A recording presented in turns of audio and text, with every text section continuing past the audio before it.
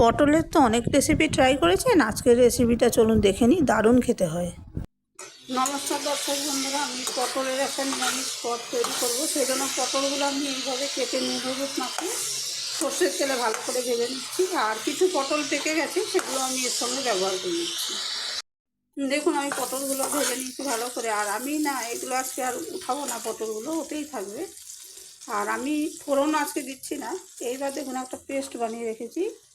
এটা হচ্ছে আমন্ড, কাজু, চীনাবাদাম আর আদা আর দই। এটা দই দিয়ে করা হয়েছে। এই পেস্টটা আমি সব ঢেলে দেবো। আমি ঢেলে নিয়ে আমি দেখাচ্ছি। এবার দেখুন, গ্রাইন্ডারটা ধুয়ে যে জলটা অনেকটা গাঢ়, সেটাও ঢেলে দিচ্ছি। আর একটু জল দিয়ে দেবো আমি, অনেকটা লেগে আছে। এবার দেখুন, একটু হলুদ, আমি যে আলু পটলটা মেখেছিলাম সেই হলুদটা এর সঙ্গে দিয়ে একটু দিয়ে দিলাম। এবার আমি একসাথে আপনাদের দেখিয়ে দিচ্ছি কী কী মশলা দিলাম। এটা তো গুড় দিয়েছি, একটু দই দিয়েছি, জন্য গুড় দিয়েছি। আর এটা আছে দারচিনি গুঁড়ো, এটা হচ্ছে গরম মশলার গুঁড়ো, শুকনো লঙ্কার গুঁড়ো আছে, হলুদ গুঁড়ো আছে। আর এবার এই যে সব কিছু ভালো করে আমি মিশিয়ে নেব। মিশিয়ে আমি কম আছে একদম ঢাকা দিয়ে এটাকে রান্না করে নেব। আর মশলাগুলো কষে তেল ছেড়ে এলে তারপর আমি দেখাবো। কিন্তু এটা মাঝে মাঝে নাড়া দিতে হবে, না তো কাজু বাদাম দেওয়া আছে আর তলায় বসে যেতে পারে, আর তলায় ধরে গেলে স্বাদটা ভালো হবে না। এবার আমি আরেকটু জল এখানে দিয়ে দেবো। দেখুন, আমি আরেকটু জল এখানে দিয়ে দিয়েছি। এবারে আমি খুব কম আছে এটাকে দমে রান্না করার মতন ঢাকা দিয়ে রেখে দেবো।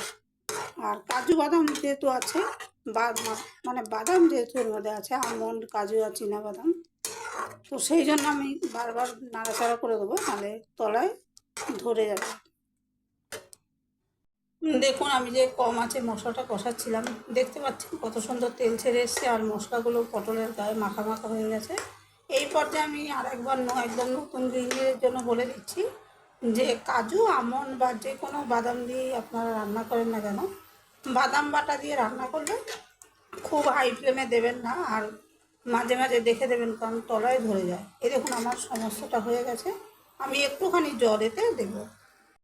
দেখুন, মশলাগুলো গায়ে মাখা মাখা হয়ে কত সুন্দর দেখতে হয়েছে। আর আমি ব্যালেন্সের জন্য একটু, যেহেতু টক দই ব্যবহার করেছি, একটু গুড় দিয়ে দিয়েছিলাম, এবং খুব ভালো স্বাদ হয়েছে। এবার আমি একটু জল দিয়ে দিচ্ছি। এটা একদম শুকনো হয়ে যাবে নালে। দেখুন, আমি মিশিয়ে দিচ্ছি। এবার এই যে জলটা যেহেতু মেশালাম, তখন আমি একটুখানি এটাকে আঁচ বাড়িয়ে ফুটিয়ে নেব। যেহেতু আমি এতে একটু জল মেশালাম, তো এবার আমি এটাকে আঁচ বাড়িয়ে ফুটিয়ে নেব। দেখুন, গ্রেভিটা ফুটে গেছে, বেশ গাঢ় হয়ে গেছে। এই পর্যায়ে আমি একটুখানি ঘি এতে দিয়ে দিচ্ছি, কারণ বাদাম দিয়ে করেছি, বাদামি পটল এটা।